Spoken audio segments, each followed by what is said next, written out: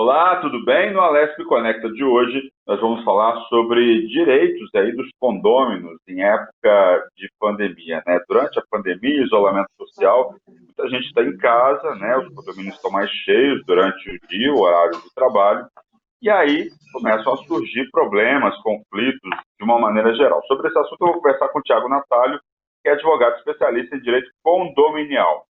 Seja muito bem-vindo, Tiago. Olá, boa tarde a você, boa tarde a toda a sua audiência. Um grande prazer novamente estar aqui com vocês. Eu sempre falo boa tarde, boa noite, bom dia, porque esse programa passa em vários horários aqui na Rede Alesp, né? Como ele é gravado, ele passa em vários horários. Tiago, eu queria começar falando quais são os principais conflitos aí, né? Nessa época de isolamento social, o que a gente tem de demandas aí em relação aos condomínios de uma maneira geral? Sem dúvida nenhuma que pelo fato de nós estarmos aí praticamente que em confinamento, imaginando agora uma saída somente nesse momento, nós passamos por muitos conflitos que envolveram o quê?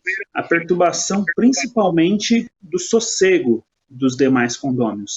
Haja vista que as crianças ficaram em casa, inclusive estudando, os pais, ao invés de sair para trabalhar, também ficaram trabalhando.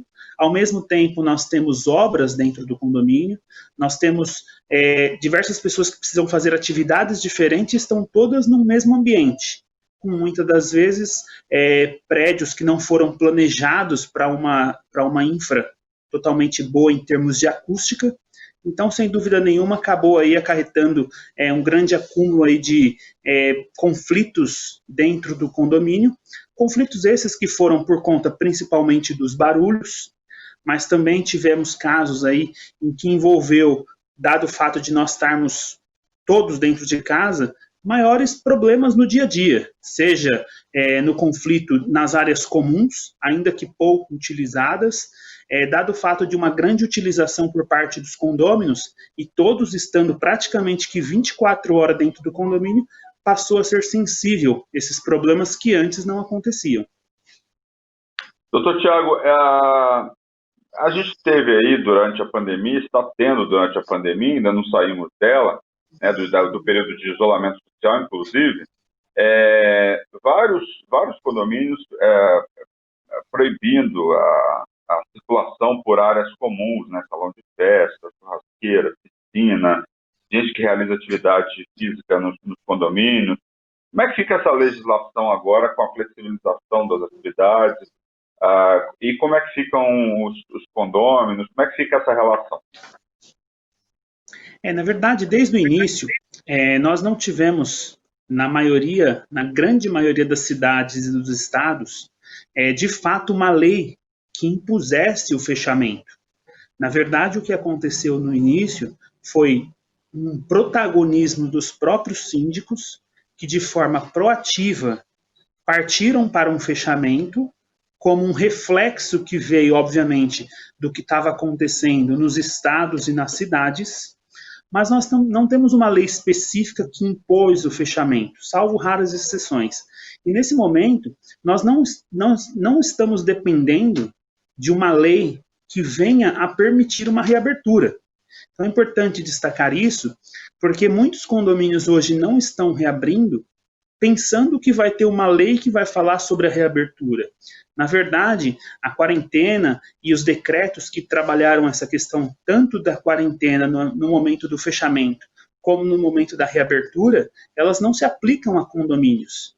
Então, os condomínios eles acabam tendo ali uma independência por ser uma área privada entre o síndico, que é o líder do condomínio, junto com os condôminos, que acabam tomando as decisões juntos em assembleia. Mas tem sido comum esse reflexo, esse efeito de reflexo. No momento do fechamento, os condomínios tiveram algo mais restrito, de fato fecharam as áreas comuns, com total permissão na legislação, porque o síndico, como representante dos condôminos, a ele cabe o cuidado à saúde dos demais condôminos, então de forma muito acertada fez o fechamento, e agora vem ocorrendo até mesmo uma pressão para uma reabertura, e os síndicos também vêm sendo sensíveis a essa abertura, a essa reabertura de forma consciente, tomando todos os cuidados. Só, Tiago, um dos motivos de briga hoje em dia é o barulho nos apartamentos, né? Principalmente em relação às obras, né? O que pode ser feito para evitar conflitos entre vizinhos quando é necessário fazer uma obra no apartamento? Existe alguma lei que ampare? É uma outra questão bastante complexa, porque realmente faltou legislação. Na verdade, quando a gente fala da construção civil, da obra em si, é, foi uma atividade essencial. Então, não pararam as obras. Então, esse era uma dificuldade para o condomínio, porque todos os condôminos estavam ali confinados, trabalhando e estudando dentro dos seus apartamentos, e as obras, entre aspas, no início, correndo solto. Então, naquele início onde estava um fechamento, um confinamento muito forte, se evitou essa obra, os condomínios tiveram, através dos síndicos, a ideia de fazer, de impedir essas obras, muitos casos foram levados ao judiciário e tivemos decisões para os dois lados. Nós tivemos que estudar o caso a caso. Qual que era o caso de real necessidade da obra? A obra, quando necessária e quando urgente, em nenhum momento a nossa indicação e a dos tribunais foi que pudesse fazer um impedimento dessa obra. Agora, aquelas que não têm essa natureza, no início de um maior confinamento, elas de fato foram interrompidas. Agora começa um novo olhar de reabertura e também um novo olhar acerca das obras, porque tem pessoas que compraram seus apartamentos, por exemplo, precisavam fazer a mudança e antes disso uma obra e não conseguiram. E agora com a reabertura da cidade fica difícil justificar a não liberação dessa obra, ainda que não seja emergencial e urgente. Então a ideia tem sido sim flexibilizar também as obras. Ah, em relação às áreas comuns, né? Como é que fica a situação desse uso das áreas comuns? Hoje tem sido feito da seguinte forma: os condomínios eles têm, de forma, vamos dizer assim, particular se organizado de que modo vão ser utilizadas essas áreas comuns. Sabemos que temos áreas, por exemplo, salões de festas, que envolveria certamente uma aglomeração. Então, diante disso, ainda continuam fechados. Mas no tocante às demais áreas, tem sido feito muito o sistema de rodízio.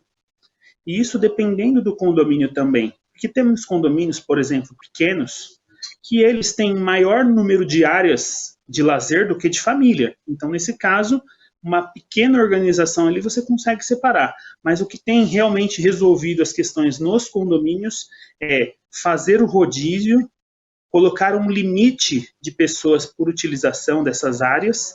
Além disso, apontar para os cuidados próprios que os condôminos têm que ter na questão vinculada à saúde, na questão da utilização em número de quantidade de pessoas que poderão utilizar simultaneamente.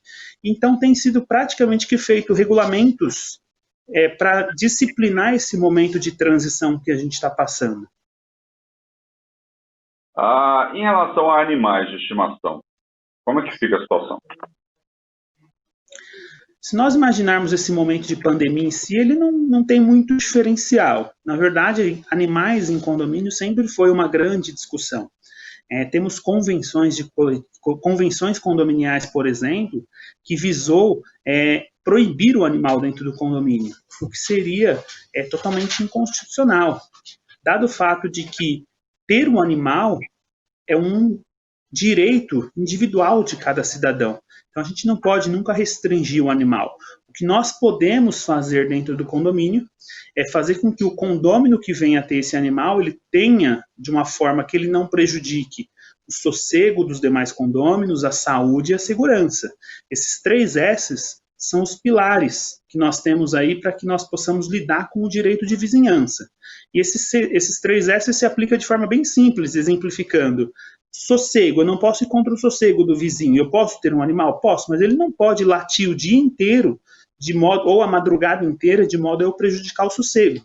Se esse animal, por exemplo, for doente, e ele estiver andando nas áreas comuns, certamente ele vai afetar a saúde dos demais condôminos. Ou se esse animal for um animal muito agressivo, ele vai afetar a segurança. Então nós podemos ter, mas obedecendo esses S's, e aí a gente vai ter condição de ter o animal dentro do condomínio sem afetar os demais condôminos. Que outras questões são fundamentais de discussão nesse momento? Acredito que nesse momento, principalmente de pandemia, tem se levantado muitas questões relacionadas à questão das assembleias. Como nós vamos nos reunir em assembleias nesse momento? Porque se nós partimos do pressuposto de que nós não podemos fazer uma aglomeração, e nós temos condomínios, por exemplo, de 3.000 unidades, são 12.000 pessoas dentro do condomínio, e nós temos diversos condomínios menores também, ficaria muito difícil nós imaginarmos uma assembleia.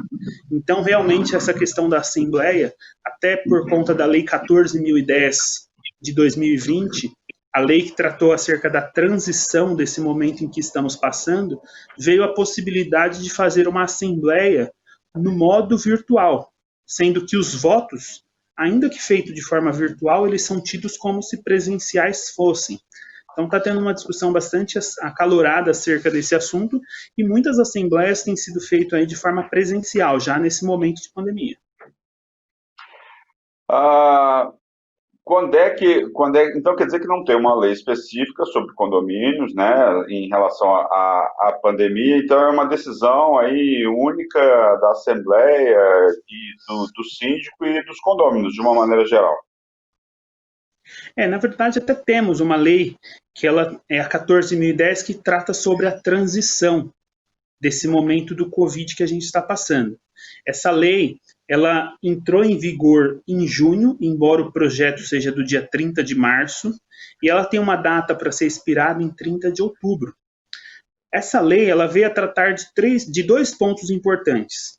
Um era os pontos que dava ao síndico o poder de fazer a restrição às áreas comuns, digo aquelas áreas de lazer, e nesse artigo também falava que o síndico teria o poder de restringir, inclusive, as festividades ou as reuniões dentro das áreas privativas, o que gerou uma enorme discussão, inclusive esse artigo veio a ser vetado pelo presidente Bolsonaro, dizendo que o síndico não poderia ter o poder de, por exemplo, impedir que qualquer condômino venha receber uma visita dentro do seu imóvel. Então, realmente, o Poder Legislativo ultrapassou um pouquinho o seu limite, de forma bastante comum veio o veto presidencial. Além desse artigo que falava das reuniões, das áreas comuns, do momento, como privar ou como fechar as áreas comuns, que foi vetado, mas que mesmo tendo o seu veto, não tirou a legitimidade do síndico de fazer os fechamentos das áreas comuns por conta da saúde, nós tivemos esse artigo, então, que falou da Assembleia Virtual, que ao mesmo tempo que ele deu o poder ao síndico de ter uma Assembleia de forma segura, juridicamente falando, porque assembleias virtuais sempre foi uma grande discussão acerca desse assunto, se poderia ocorrer ou se não poderia, se tinha que ter uma lei ou se tinha que estar previsto em convenção. Então, tudo isso aí ficou resolvido por essa lei. E um outro ponto importante que ela destacou foi o seguinte, disse que no parágrafo único do artigo 12, dizendo que na impossibilidade de fazer uma assembleia, ainda que de forma virtual, o cargo de síndico ele fica automaticamente prorrogado até o dia 30 de outubro. E aí entra uma grande discussão também, como que nós podemos justificar a impossibilidade de uma assembleia? Certamente isso aí está indo para o judiciário para ter outros tipos de discussão. Eu queria falar um pouco sobre o aumento do número de reclamações, né? Eu estava vendo aqui, de acordo com a Associação de Bens Imóveis e Condomínios, apontou aí uma alta de reclamações de 200% nos condomínios. Quando é necessário procurar um advogado e quando é melhor resolver entre as partes? Na verdade, hoje os condomínios, não diferente de empresas, digo não diferente porque o condomínio ele hoje é muito mais complexo do que uma empresa. Além de ter um faturamento muito grande, existem diversas responsabilidades que o síndico assume por simplesmente estar no cargo de síndico. Existem todos os condôminos que estão lá no dia a dia, idosos, crianças, subindo, descendo a todo momento. O ambiente é muito grande, a área comum é muito grande. Então, nós aconselhamos que os condomínios, da mesma forma como eles têm administradora de condomínio, eles têm que ter departamento jurídico, que façam essa assessoria, que possa, de uma forma muito correta, buscar minimizar esses problemas que acontecem em condomínio e dar a condição de o síndico defender a coletividade. Então, no tocante à questão dessas advertências, que são desses conflitos que estão acontecendo, o que nós temos sugerido aos condomínios é que faça bastante, vamos dizer assim, aquela questão como se fosse uma política pública. Precisa informar os condôminos, precisa mostrar aos condôminos o momento que nós estamos passando, essa mudança de legislação, a alteração das regras, as regras novas para que nós possamos cuidar da saúde dentro dos condomínios. Então, passado esse período de comunicação que o condômino venha a ter ciência e entender o período que nós estamos passando, na reincidência, aí sim partir para uma advertência. Advertência essa que tem previsão tanto no Código Civil, como na Convenção Condominial e no Regulamento Interno. Se, mesmo após o recebimento de uma advertência, esse condômino ele vem a novamente infringir a regra, ou seja, ele é reincidente, aí nesse caso a aplicação de multas conforme prevista na convenção e no regulamento interno. A todo momento é importante o departamento jurídico porque ele está desde o início nas comunicações, nas advertências ou até mesmo na aplicação da multa, no recurso da multa ou até mesmo entrando com ação e cobrando essa multa judicialmente. Mas o momento requer bastante resolução de conflito, não pelo judiciário, mas sim de forma bastante amistosa e conversando, buscando entender o momento, aplicando o bom senso, a empatia, isso é muito importante nesse momento. Uma pergunta que todo mundo faz é qual o direito dos moradores em tempo de pandemia, né? Né, já que tem aí, eu já falei das áreas comuns, estão fechadas e tal. Uma questão importante é protestos, né? Boleto do condomínio, protestar dívidas do condomínio, pessoas que têm dívidas em atraso, que tipos de direitos podem ser defendidos aí nesses tempos excepcionais de pandemia? Entendi. É um assunto bastante interessante.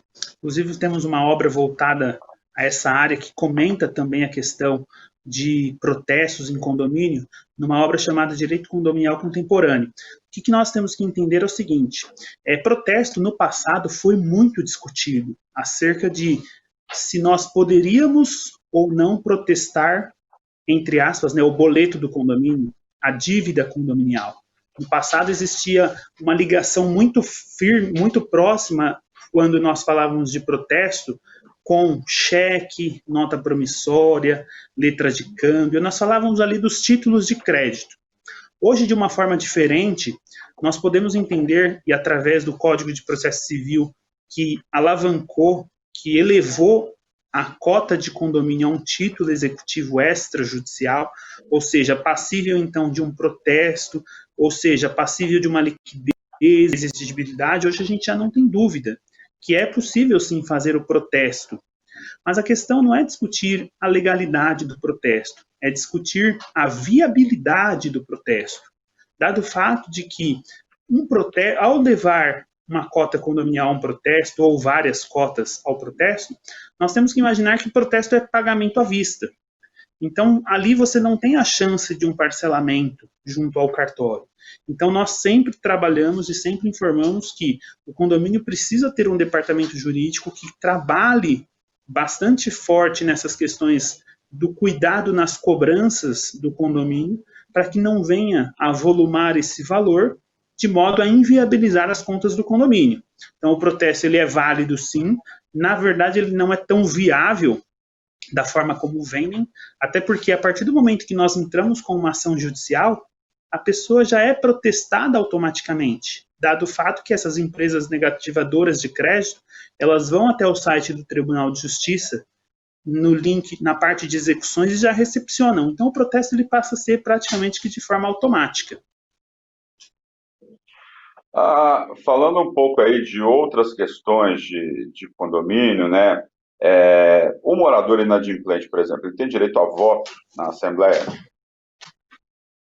Quando nós falamos acerca dos votos, ou melhor, dos direitos dos condôminos, é importante a gente realmente ressaltar esse ponto, porque uma das únicas penas não pecuniárias, eu digo aquelas que não envolvem dinheiro, não envolve uma multa, é a pena do não votar nas assembleias. Então, o artigo 1335, por exemplo, ele diz que são direito dos condôminos votar nas deliberações das assembleias e delas participar, porém, na condição ou se estiverem quites com as suas cotas, com as suas obrigações condominiais.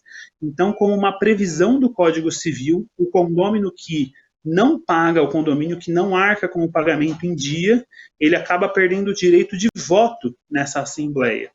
Isso é muito importante a gente também não confundir, porque uma coisa é não ter o direito de voto, outra coisa é o condomínio querer tirar dele outros direitos, por exemplo, de acesso às áreas comuns, de utilização da piscina, ou de sorteio de vaga, algo que não tem previsão legal. Ou até mesmo corte da água, por exemplo, do inadimplente que, de fato, não pagou o condomínio. Mais questões aqui de condomínio. Em relação ao condômino, ok, né? O voto na Assembleia. Quem responde por vazamentos ocorridos aí em ramais ou colunas do edifício? Um outro ponto bastante importante que envolve também uma grande discussão nos condomínios, que são os canos, né? Diante de um vazamento, quem é que vai ser o responsável? É o condomínio? É o condômino? Um fica jogando para o outro nesse momento. Diante de algo que começa a ser começa a perceber que uma umidade, alguma coisa, o importante é dizer o seguinte: no tocante à questão das responsabilidades, nós temos canos que eles são como se fossem colunas, ou seja, eles estão na vertical, e nós temos canos que estão na horizontais. Esses canos nas horizontais, eles são, na verdade, os ramais. Então, normalmente esses canos nas horizontais, eles são os canos pertencentes ao condômino. Então, diante de um vazamento, quebrado lá a parede, observado qual que é o problema, esse cano sendo coluna, estando na prumada do prédio, a responsabilidade é do condomínio. Sendo um ramal, a responsabilidade é do condômino. Mas a grande questão é que muitas das vezes o problema acontece e ninguém quer colocar a mão. Então, acho que nesse momento tem que ter uma proatividade do condomínio em colocar uma pessoa para iniciar esse trabalho, fazer a averiguação de onde está esse vazamento e de quem é a responsabilidade. A partir daquele momento, o responsável assume tanto o pagamento da reabertura, se for o condomínio, no caso o condomínio, e se for o condomínio, ele assume esse pagamento dessa mão de obra e ele já conclui o serviço dali para frente. Mas realmente dá muita discussão em condomínio. Outra questão é garagem, né? Furto em garagem, danos acontecidos em garagem, né? Muitos lugares têm câmeras, outros não. Como é que fica essa questão da garagem? Olha só que engraçado, né? Perceba que todos os problemas que a gente comentou, eles sempre envolvem aí a letra C. A gente falou de inadimplência, a gente está falando da cobrança, a gente falou do animal, normalmente a gente fala do cachorro, a gente fala da inadimplência, tanto a cobrança quanto o calote, que a gente ouve falar muito. Aí a gente veio falando dos canos, também com a letra C. Aí a gente vem aí para os carros. Ou seja, o C aí, realmente, no condomínio, ele dá muito problema. Nos carros em si, a área de estacionamento, existem diversos problemas que podem acontecer. Por exemplo, nós tivemos um caso em que diversos carros foram riscados em um determinado condomínio. Nesse condomínio, por exemplo, não tem câmeras nas áreas de estacionamento, o condomínio não tem vigilantes que fazem ronda nos estacionamentos. Levantou-se uma grande discussão, mas quem é que é responsável por diversos carros que foram riscados? O condomínio é o responsável ou o condômino?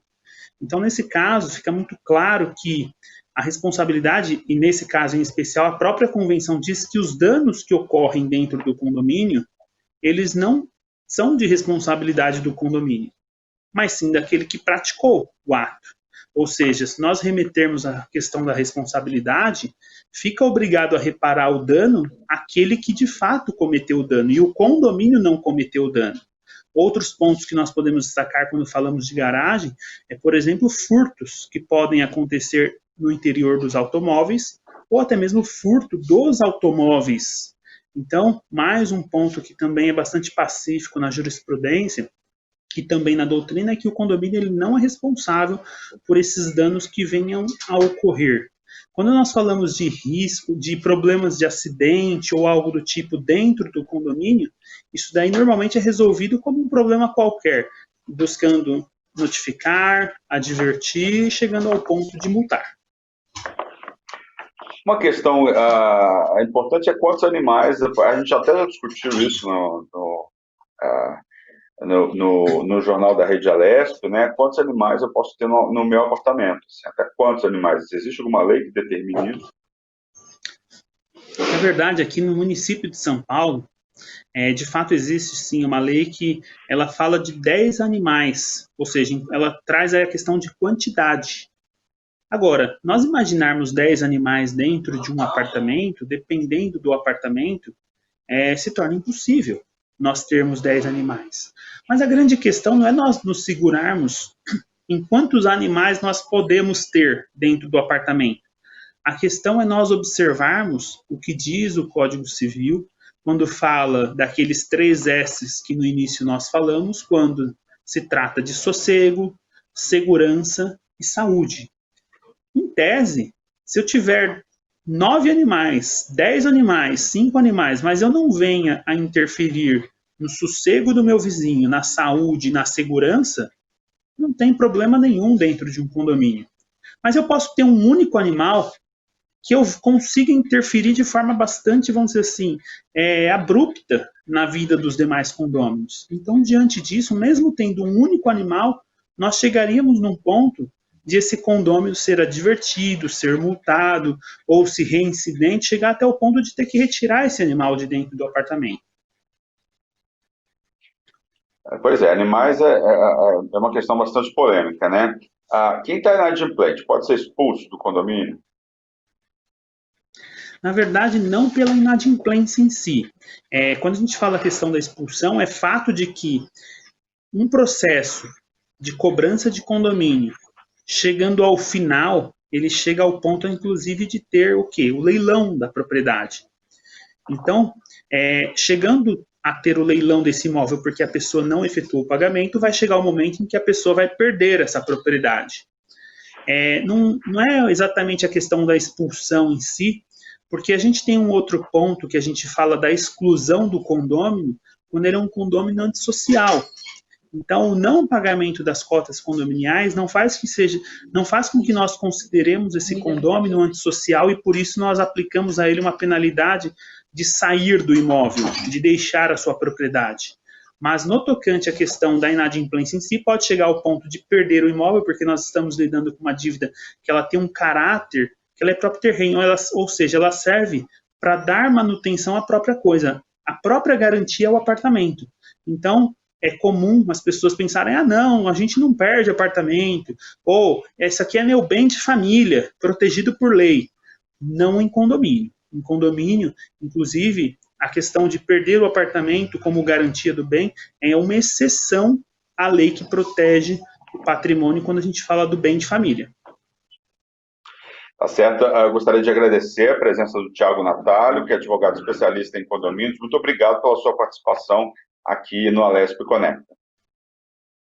Eu que agradeço, uma honra e um prazer sempre estar junto aqui com a Rede Alesp e fico sempre à disposição. Obrigado pela participação. Bem, o Alesp Conecta de hoje fica por aqui. Lembrando que você pode assistir este e outros programas da Rede Alesp no nosso canal no YouTube. É só digitar Rede Alesp.